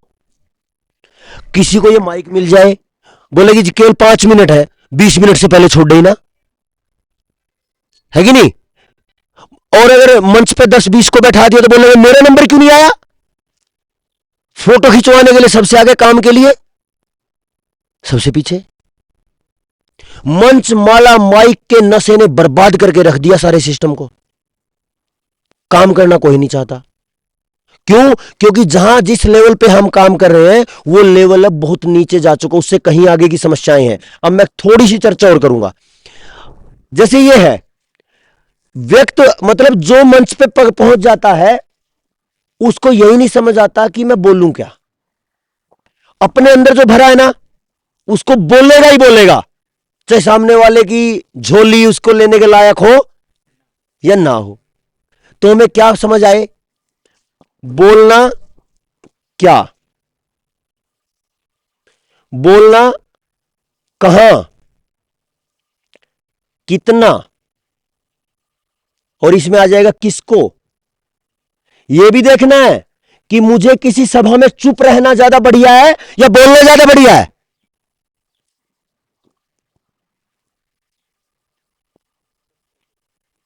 कब? और सबसे मुख्य है कैसे। सारा खेल इसका है। इस पॉइंट पे ना, इस पॉइंट पे, एक निश्चित बिंदु पे पूरी दुनिया में जो कॉरपोरेट तंत्र है कई लाख करोड़ खर्च करता है व्यक्तित्व निर्माण पे, अपने लोगों को मानसिक रूप से तैयार करने के लिए। जब एमआर बनाए जाते हैं, तैयार किए क्यों जी? अरे जी आते कि नहीं हर कंपनी के एजेंट, वो एजेंट इसी पे काम करते हैं। क्या, कहां, क्या बोलना यानी व्यक्त करना, कहां व्यक्त करना, कितना, किसको व्यक्त करना, कब व्यक्त करना और कैसे।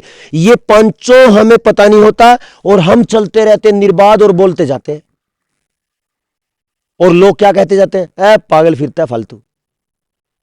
आर्य समाज में या सामाजिक संगठनों में क्या कहते हैं लोग? यार मैं इतना अच्छा काम कर रहा हूं, लोग पागल कह रहे हैं। जब कोई व्यक्ति आपको पागल कह देता है ना, कई लोग मैंने देखे, बोला अरे भाई गांव में पागल कहने लगे, मजा आ रहा है। ना जी ना, ये बड़ा ब्लंडर है। अगर किसी व्यक्ति ने मुझे पागल कह दिया, इसका मतलब यह मेरे मुंह की तरफ से उसने कान बंद कर लिए। मैं अच्छी बात भी बोलूंगा तो उसके कान में नहीं जाएगी। दैट मीन्स आप रिजेक्टेड हो, आप उसके एरिया से निष्कासित हो, आप उसके एरिया में अलाउड नहीं हो, यानी उसने आपको नकार दिया है। तो आप उस मतलब एक बात, कितना दर्द है इस बात में। मैं इस भाई के पास गया, इसी को बता रहा हूं कि तू ऐसे कर ले अच्छा रहेगा, और ये कह रहा तू पागल है। इससे बड़ी विडंबना क्या है? दर्द की, इससे दर्द कहां होगा? मैं इसी के फायदे की बात कर रहा हूं और ये मना कर रहा है कि तू तो पागल है। तो इसका मतलब यह है कि मैं इसी का फायदा व्यक्त नहीं कर पाया ढंग से, तो क्या करना पड़ेगा? कोई और रास्ता ढूंढना पड़ेगा, है कि नहीं? एक उदाहरण देखते हैं, इसको यहां से और जोड़ते हैं। ये जो शब्द है पर्सनैलिटी, पर्सनैलिटी में एक शब्द है परसोना, परसोना से पर्सनैलिटी, परसोना, और इस परसोना में एक शब्द है पर्सन। पर्सन तो व्यक्ति को बोलते हैं, है कि नहीं? लेकिन परसोना जो है इसको बोलते हैं मुखौटा। और हर व्यक्ति मुखौटों के साथ घूमता है, घूमता है कि नहीं? बताओ जी कैसे घूमता है, जल्दी बताओ, थोड़ी देर की चर्चा करेंगे बस। नकाब बताओ कैसे घूमता है हर व्यक्ति। मैं अभी सिद्ध कर दूंगा, आप मुखौटे में बैठे हो। अच्छा, एक तो ये हो गया मुखौटा, और बातों को जोड़ता है। ठीक है जी, ये हो गया। और अच्छा, ये तो नकारात्मकता है, मतलब एक नेगेटिव पॉइंट है, जीवन के नेगेटिव एरिया है। क्या पॉजिटिव मुखौटे भी होते हैं? कैसे?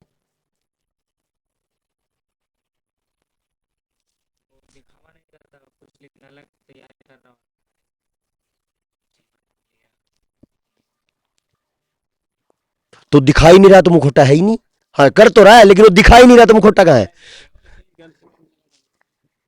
देखो, इसको इस तरीके से समझेंगे, मुखौटों को हम नेगेटिव ले लेते हैं। मैं हूं, मेरे सामने 4 लड़कियां हैं, एक मेरी बेटी है, एक मेरी बहन है, एक मेरी मां है और एक मेरी पत्नी है। जैसे ही मेरी दृष्टि बदलती है मेरा चरित्र बदल जाता है कि नहीं?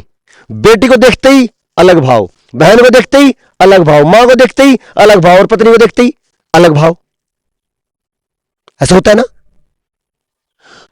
अब क्या है, इसको अगर यहां जोड़ लें, जब मैं अपनी बेटी से बात कर रहा हूं तो व्यक्त करने का तरीका अलग है। तो अगर मैं बेटी के साथ व्यक्त कर रहा हूं तो बेटी के साथ मेरा व्यक्तित्व अलग है।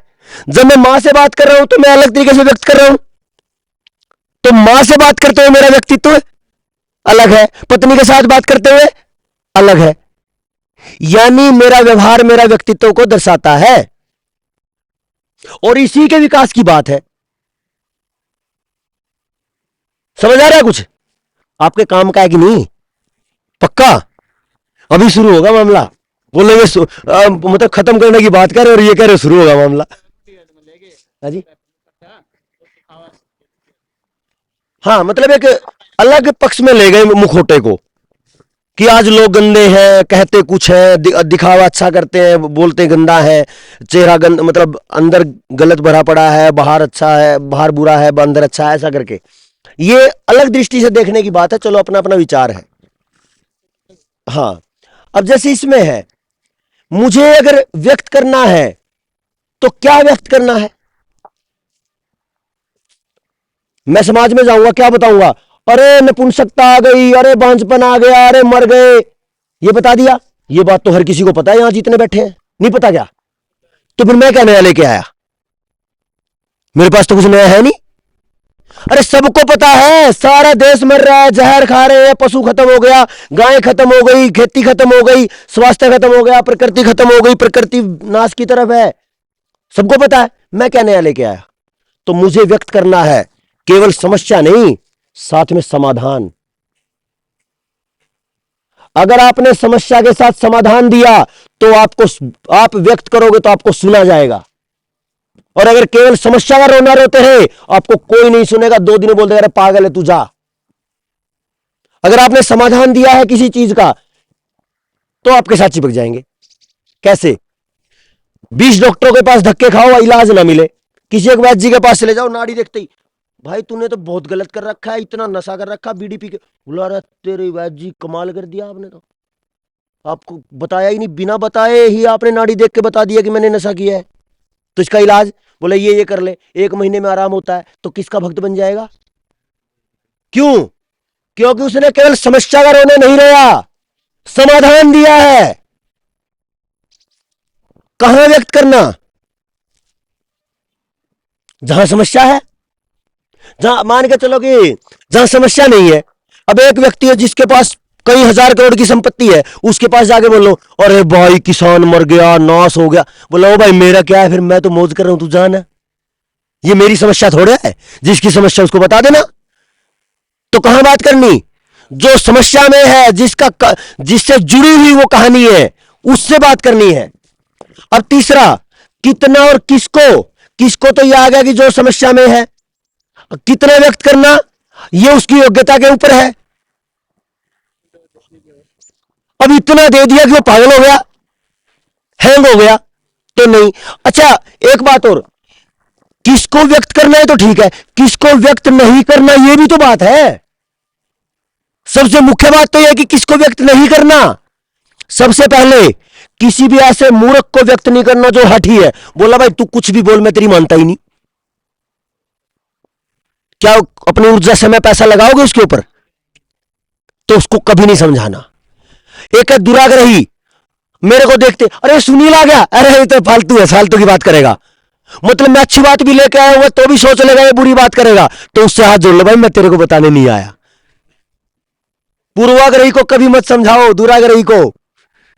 ऐसे भी हो सकते हैं, अच्छा ही सोच ले चाहे मैं कितना ही नालायक हूं, अच्छा भी सोच सकते हैं। बोला अरे सुनील, अरे कुछ भी बोल लेगा अपने काम की, क्या पता, क्या पता मैं नशा बेचने आया हूं, जहर बेचने आया हूं, क्या पता क्या करने आया हूं। तो हठी दुराग्रही पूर्वाग्रही को कभी मत समझाओ, ये आपके समय ऊर्जा पैसा को खा जाएगा जम के। ठीक है? किसको समझाओ? चौथा बचता है एक, सत्याग्रही, जो ये कह दे भाई तू बात बता दे, काम की होगी तो मान लूंगा नहीं छोड़ दूंगा। ये एक ही व्यक्तित्व है। लेकिन समाज में पूरा का पूरा वर्ग, लगभग 99.99% लोग समस्याओं से भरे पड़े हैं, मरे पड़े हैं। तो हर कोई आपको सुनेगा कि शर्त आपके पास है, समस्या के साथ साथ आपको समाधान का भी पता हो। क्योंकि समाज में इतने लोग मिलेंगे, आपको समस्या के बारे में पूछेंगे, तथ्य पूछेंगे, आंकड़े पूछेंगे, संदर्भ पूछेंगे, ग्रंथ पूछेंगे, समस्या का परिणाम पूछेंगे, रिसर्च पेपर पूछेंगे, क्या क्या नहीं पूछेंगे। अगर आपको सारा पता है तो फिर आप समाधान की बात करोगे। क्यों? क्योंकि आपने उनके सवाल खत्म कर दिए। आपको कौन सुनेगा? जिसके सवाल खत्म कर दोगे आप, है कि नहीं? अब ये आ गया, कब बताना है? जब सामने वाला पूरी तरह ये हो कि हां अब इसका वातावरण समझने लायक है, यानी वो दर्द में है, उसका समाधान दे दो, समझेगा। अब बोलते ये कैसे, इस पॉइंट पे बात करके फिर खत्म करते हैं। ये लास्ट पॉइंट करें? ठीक लग रहा होगा? काम का है आपके? चलो।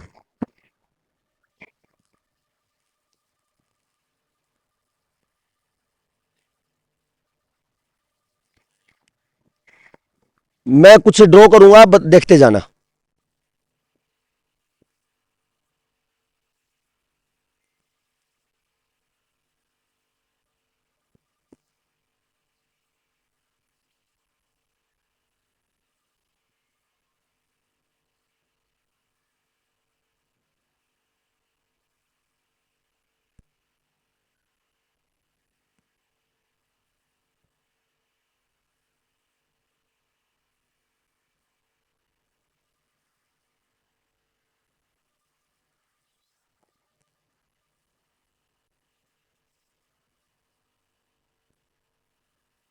क्या है ये?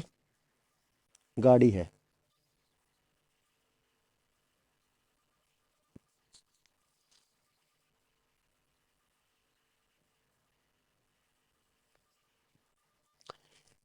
आपको दिख रही है क्या? सही ये मोबाइल ठहरा कनेक्ट कर पा रहे ना, देखिए कभी ये फिक्का और चल ना रहे हो।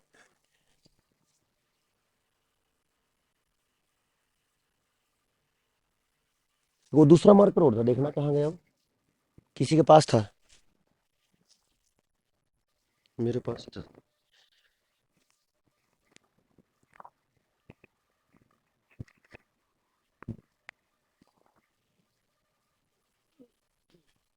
ये भी ऐसा ही चला गया, बात है। हैं? हाँ इसमें डलवा ले। हाँ कोई बात नहीं, एक बार इसकी तरफ ध्यान दो, ये ज्यादा जरूरी है, इसको तो बाद में देख लेंगे।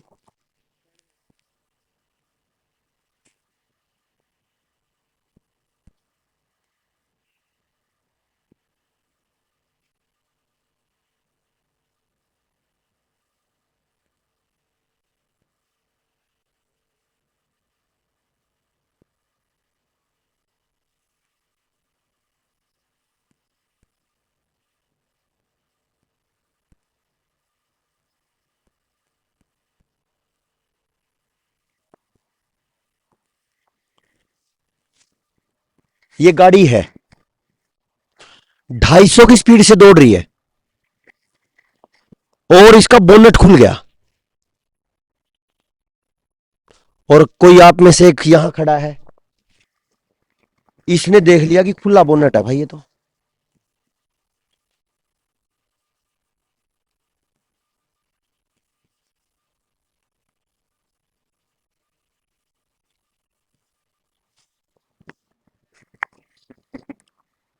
ये खुला बोनट है, और जब तेज गाड़ी दौड़ती है तो ये शंका रहती है कि हवा का प्रेशर इस पे आ सकता है शीशे पे, और शीशे पे आके शीशे को तोड़ेगा तो चोट मारेगा, एक्सीडेंट करेगा तो मार देगा। और ये जो है, ये है समाज का व्यक्ति, किसमें है? खुला बोनेट क्या है? समस्या, समस्या है कि नहीं? खुला बोनेट, ये गाड़ी है और ये 250 की स्पीड से चल रही है, इसमें एक समस्या है खुला बोनेट, और ये जो है ये व्यक्ति है समस्या में, यानी पीड़ित व्यक्ति है।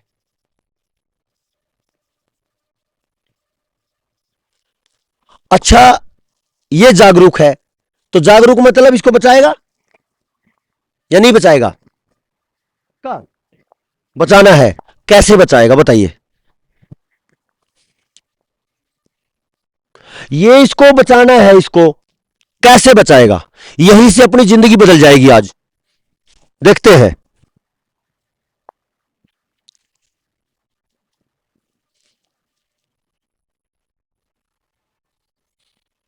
आप तो चुप हो गए। अगली चौकी फोन करते जाओ, राजस्थान अगली चौकी भाई न्यू गाड़ी आने लगी, रोकिए।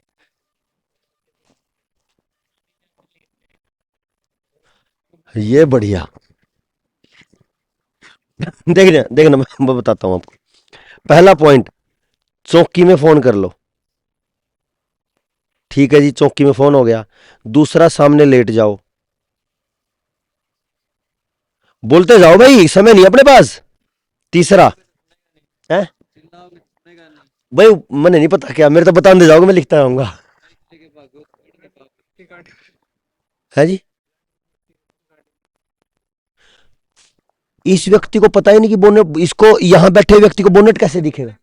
व्यक्ति जो इसको रोकने वाला वो गाड़ी में भी हो सकता है। हाँ हो सकता है, और इसके पास गाड़ी हो, ये सारा हॉर्न दे देगा, लाइट देगा भाई, रोक गाड़ी। हो सकता है, मैंने मना तो नहीं किया, बताते जाओ फिर मैं इस पे चर्चा करता हूं। अच्छा एक बात बताइए, है? हाँ अब बड़ी बात, आ गया मैं, वहीं आ गया एक बार। और कोई पॉइंट बचा है क्या? मारो तो गाय गाड़ी को मार रो रखा है, ईंट से रोक के देगा नहीं। इतनी औकात नहीं है हमारे यहाँ, ब्रह्मचारी नहीं है भीम जैसे, वो कहते ना पौराणिक कि उसने वो हाथी फेंक के आज तक आए ही नहीं, कि उसने पत्थर मारो 250 की स्पीड वाली गाड़ी को पत्थर मार देगा, ऐसा नहीं होता।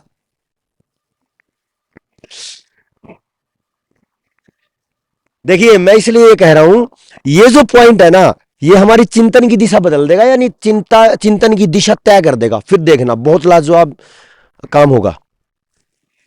बताइए। हाँ जी, नहीं चलती है चलो मैं मान लेता हूं। अच्छा रुक जा, ये 150 की स्पीड है। अब ये मत बोलना 150 नहीं चलता, मैं चलाता हूं 150 की स्पीड में। ये चलती है 150 की स्पीड में। हाँ, तेरी। अच्छा अच्छा अच्छा, एक मिनट रुक जाओ, मैं भी, मेरे पास भी है ऐसा मामला।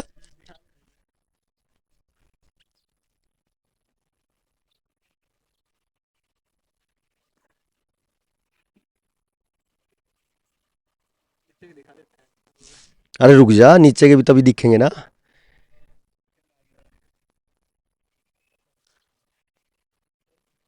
सारे थोड़ा दिखेंगे, मैं भी पूरे तरीके से दिखाऊंगा कितना दिखेगा टायर। यहां से दिखे थोड़ा दिखेगा पिछला टायर। क्यों, अब बताओ।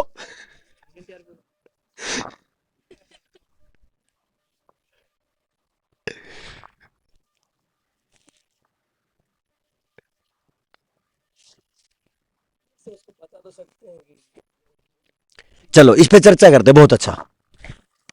यानी बाहर से बोलो।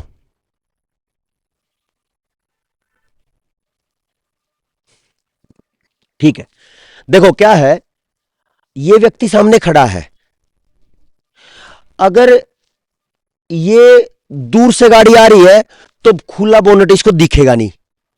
यानी समस्या यहां जो मैंने लिखा ना, ये गाड़ी जो है ये समाज है, ठीक है, और जो ये स्पीड है ये मानसिक है। समझ गए। मैं अभी जो मेरा जो जीवन चल रहा है किस विचार पे चल रहा है, मानसिक विचार। यहां पे हर व्यक्ति जो बैठा है वो मानसिकता ही तो चल रहा है।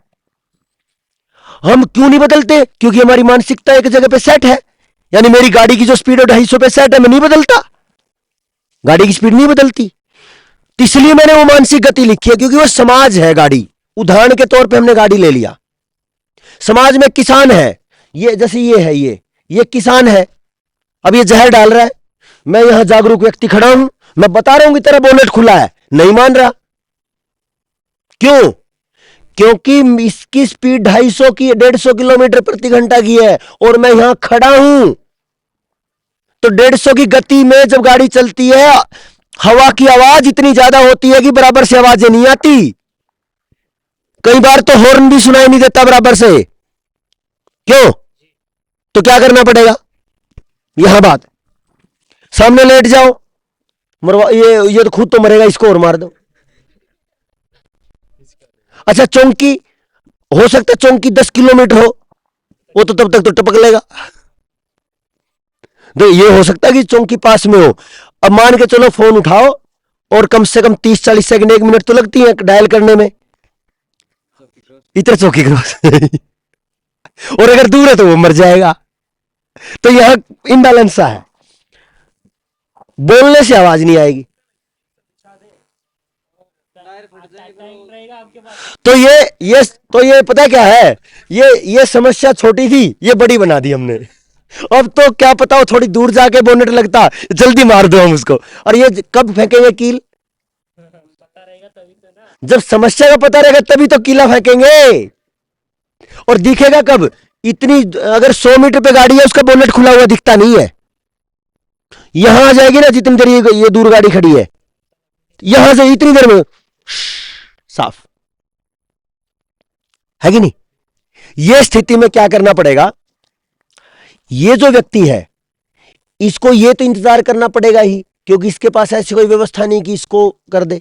तो हमें क्या करना पड़ेगा, एक समय के लिए तो उसको छोड़ना पड़ेगा कि भाई जब तक मैं अपनी तैयारी करता हूं तब तक चले। तो मुझे एक मानसिक समाज तैयार करना पड़ेगा अपना। मानसिक समाज क्या, मुझे एक अपनी गाड़ी तैयार करनी पड़ेगी जो आचार्य जी ने बताया। और वो गाड़ी कैसे भगानी पड़ेगी, 200 की स्पीड से। क्यों, क्योंकि वो मेरे से पहले है, 150 की स्पीड से जा रही है, तो मैं उसको तभी पकड़ पाऊंगा जब मेरी 150 से ज्यादा गति होगी। ठीक है, क्लियर है जो। और गाड़ी भी कौन सी चाहिए फिर, इससे अच्छी, यानी जिस मानसिक विचार पे ये बैठा है पीड़ित व्यक्ति, इसको बचाने के लिए मेरा जो वर्ग है जागरूकता का, वो मानसिक रूप से इतना मजबूत हो कि सामने वाली समस्या से टूटे ना। नहीं तो लोग टूट जाते हैं संघर्ष करते करते। अरे नहीं होता, हमने सब करके देख लिया भाई, तुम पागल मत बनो, समाज नहीं बदला करता। अरे महाराणा प्रताप जैसे नहीं बदल पाए, अरे चंद्रशेखर आजाद जैसे नहीं बदल पाए, तुम क्या खाक बदलोगे? ऐसे लोग बहुत मिलेंगे जो हमें तोड़ेंगे।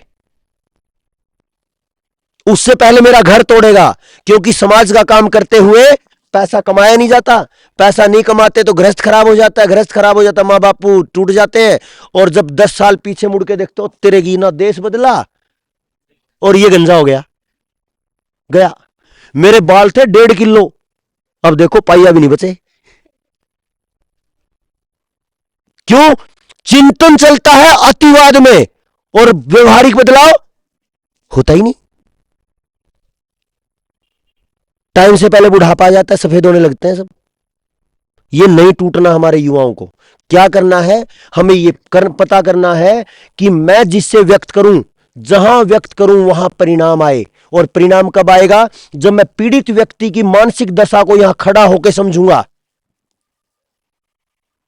और जब इसको समझ जाऊंगा तो फिर मेरे को पता चलेगा मुझे कौन सा साधन यूज करना है। यानी मेरे पास कौन सी गाड़ी होनी चाहिए। अल्टो को, बड़ी गाड़ी को पकड़ने के लिए अल्टो नहीं चलेगी, इस i20 को पकड़ने के लिए अल्टो नहीं चलेगी, और फॉर्च्यूनर को पकड़ने के लिए i20 नहीं चलेगी। साधन और ताकत, मानसिक ताकत, साधनों की ताकत और टीम गेम, जो टीम वर्क मैनेजमेंट है पूरा, वो बराबर का चाहिए। किसके बराबर का? उन दुष्टों के बराबर का जिन्होंने संस्कृति को खा लिया। और अगर उससे छोटा है हमारा व्यवस्था का सिस्टम, या बेशक चिंतन का है, अगर वो छोटा है तो हमारा ऊर्जा, समय, पैसा, हमारा जीवन बर्बाद ही होने वाला है, कुछ निकलेगा नहीं। तो इससे अच्छा क्या है? जितने दिन भी जी रहे हो अपने बच्चों को संभालो।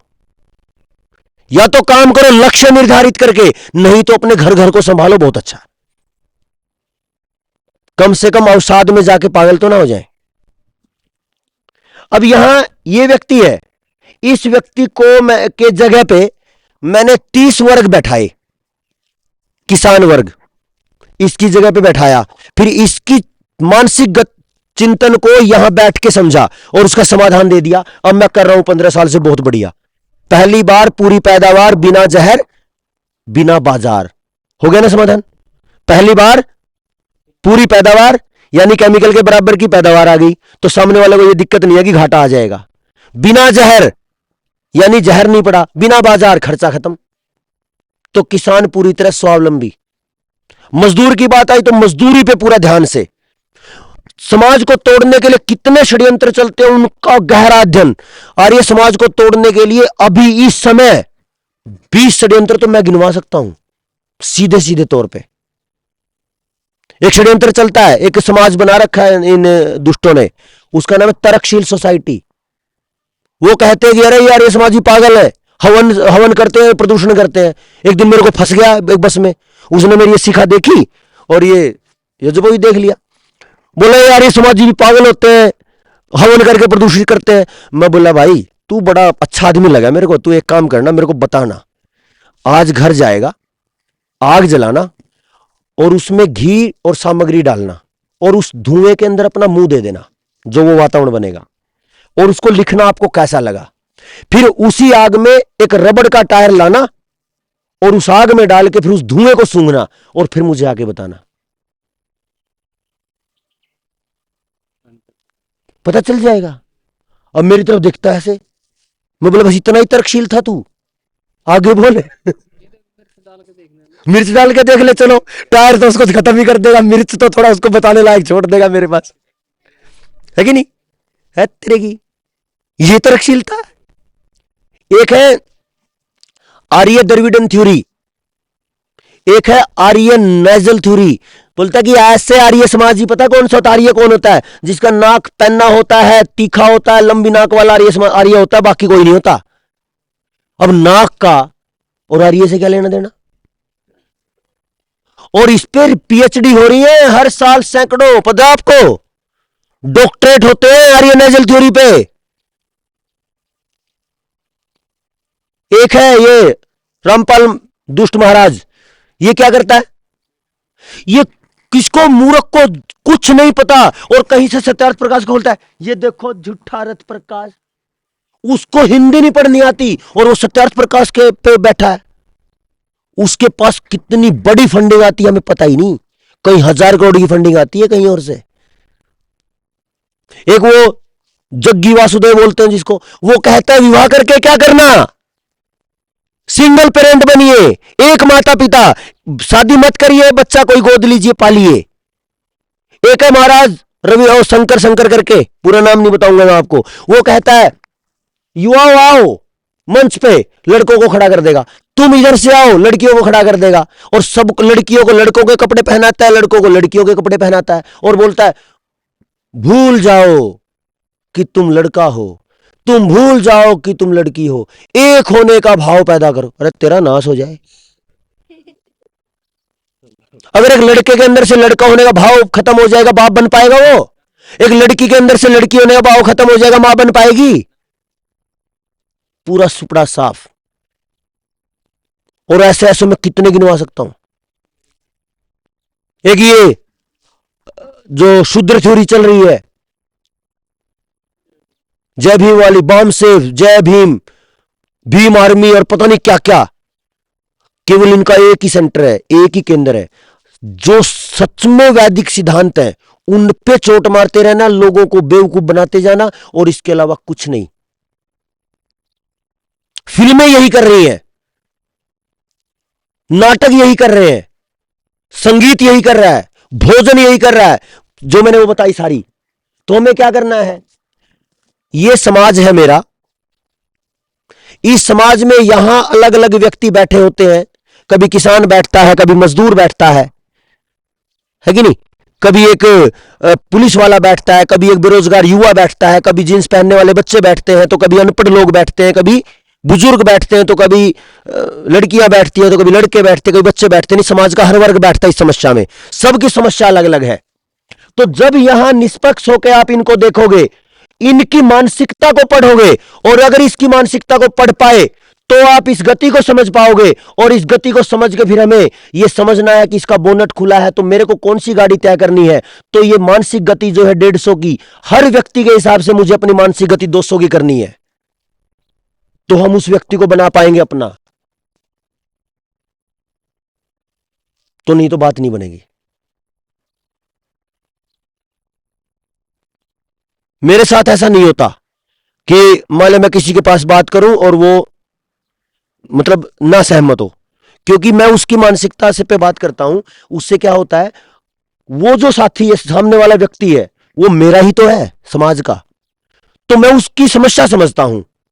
और कोई भी व्यक्ति अपनी समस्या को थोड़ी देर में बता देता है। समस्या कहां से पता चलेगी? चर्चा से। हाँ, इस पे तो लंबी, ये तो मैंने थोड़ी सी बात करी है। ये 3 दिन का कार्यक्रम रहता है व्यक्तित्व निर्माण का। 3 दिन में एक ऐसा बच्चा, एक ऐसा युवा जिसकी टांगें कांपती हो, जिसकी आंखें ना उठती हो, जो जुबान लड़खड़ाती हो, तीसरे दिन दहाड़ता हुआ जाता है। और फिर अध्ययन की जरूरत है। आप आत्मविश्वास बढ़ा लीजिए और स्वाध्याय करिए, फिर आपको कौन रोक सकता है? अब ये 2 पक्ष हो गए, व्यक्तित्व निर्माण, समस्या की समझ। एक तीसरा है, यह करने के लिए मेरी जेब चाहिए मजबूत। बिना अर्थ के धर्म नहीं होगा। धर्म यानी क्या? जो हमारे शास्त्र कहते हैं, नियम। जो शास्त्रों ने बोला, वो जो नियम बताए ऋषियों ने परमात्मा के ग्रंथों से, वो नियम क्या कहते हैं, उन नियमों को व्यवस्थित करने के लिए मेरे पास समय चाहिए ताकि मैं प्रचार कर सकूं। और समय और प्रचार के लिए क्या चाहिए? धन। और धन कहां से इकट्ठा करें? मांग लें क्या? और क्या करें? स्वतंत्र हो जाए तो बहुत बढ़िया। तो हमने क्या किया, एक 15 सूत्रीय कार्यक्रम तैयार किया। और ये जो 15 सूत्र हैं, ये सारे के सारे स्वतंत्र रोजगार के हैं। और कहां रह के? गांव में और घर पे रह के। अपने गांव में रहिए, 30 से 40,000 50,000 कमाने का तरीका अपनाइए और चलिए, फिर हमसे कोई टूटेगा नहीं। ना घर वाले उल्टा बोलेंगे, ना मानसिक रोगी होंगे, ना गृहस्थ में झगड़े होंगे, ना बच्चे परेशान होंगे। और टाइम से पहले गंजा कौन होना चाहता मेरी तरह? चाहता कोई? जुल्फे तो सब चाहते हैं, है? कोई कोई चाहता है? कौन चाहता है? 1% में नहीं होता भाई। कह दो उनको हाँ क्रांतिकारी के बेटा नु कह दे हमरे। अरे मैं ये नहीं कहता कि गंजा होना, अरे मैं बाल कटवाना मैं भी चाहता हूं। गंजा होना मतलब पता क्या? हाँ, एक मिनट, एक त्याग होता है, मैं बाल कटवाता हूं और सिखा रखता हूं, ये त्याग सबसे अच्छा है। लेकिन वो त्याग कि तनाव में ये उठ जाए, ना चाहते हुए उठ जाना, ये कोई नहीं चाहता। मानसिक रोगी होना कोई नहीं चाहता। ये हार्मोन बिगड़ते हैं अति चिंतन यानी चिंता से, अवसाद से, तब बिगड़ता है ये मामला।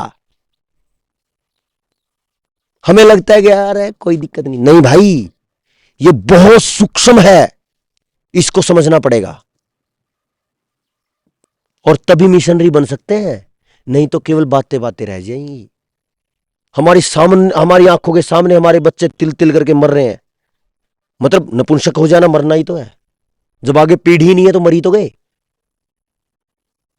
बोलो, नहीं तो ऐसे स्वर्ग में आके कुछ जाने की बात करते।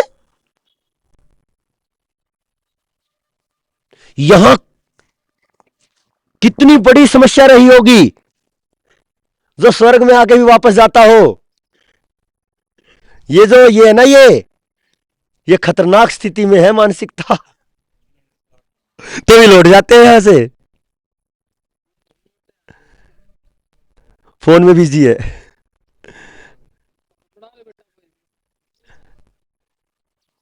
ठीक है जी, तो ये एक विषय रखा। मतलब जो मैं अपने समाज को जिस दृष्टि से देख पा रहा हूं, तो ऐसा लगता है कि इस मिशन पे हमें मिशनरी रूप में काम करना पड़ेगा, लक्ष्य केंद्रित होकर आचार्यों के सानिध्य में। अगर आपको लगा कि ये व्यक्तित्व विकास पे हमें जाना चाहिए, यहाँ पे अपने पास 1.5-2 घंटा था, इसलिए मैंने ये चर्चा रखी। दोबारा फिर करेंगे चर्चा आचार्य जी से बात कर, आदेश लेके, तो हम फिर पूरा दिन बैठेंगे या 2 दिन बैठेंगे, है ना? ये जैसे मैं बोल रहा हूं, ठीक बोल रहा हूं क्या? तो आप भी बोल सकते हो। और केवल उतना ही बोलना जितनी जरूरत है, उससे भी एक कण भर कम। आपके पास इतना ऊर्जा, इतना समय नहीं है कि आप बकवादी बन जाओ, है क्या?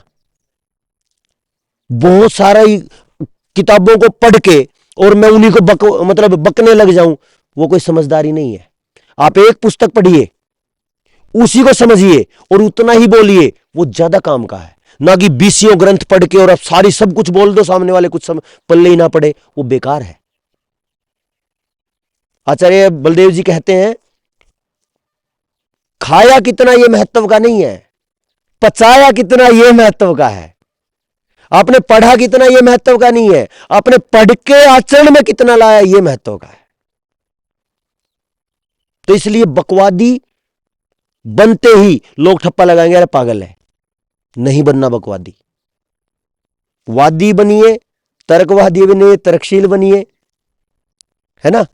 बकवादी नहीं बनिए, कुतर्की नहीं बनना। और ये कब होगा? जब हमारा स्वाध्याय बहुत गहरा होगा। ठीक है, कर दो इसको।